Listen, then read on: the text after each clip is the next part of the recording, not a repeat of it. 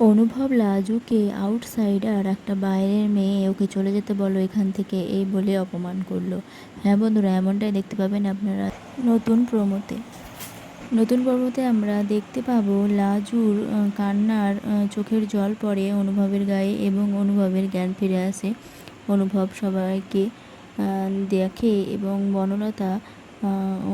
বনলতাকে চিনতে পারে এবং বনলতা জানি না বনলতার হঠাৎ কী হলো, বনলতা কেন লাজুর প্রতি এত দরদ উতলে উঠছে, সেটা আমরা পরবর্তী পর্বে জানতে পারবো। নতুন প্রোমোতে এইটুকুই দেখানো হয়েছে যে বনলতা লাজুকে দৌড়ে খুশি হয়ে ডাকতে যাচ্ছে এবং বলছে, চল অনুভব, আমার জ্ঞান ফিরেছে, অনুভব আমাকে চিনতে পেরেছে, তোকেও ঠিক চিনতে পারবে। হঠাৎ করে বনলতা লাজুর প্রতি এত দরদ কেন হলো? নিশ্চয়ই বনলতা কোনো প্ল্যান করে রেখেছে আবার।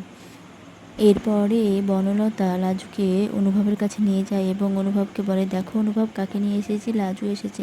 তখন অনুভব বলে, কে লাজু? আমি লাজু নামে কাউকে চিনি না, ও একটা আউটসাইডার, ও একটা বাইরের মেয়ে, চলে যেতে বলো ওকে এখান থেকে।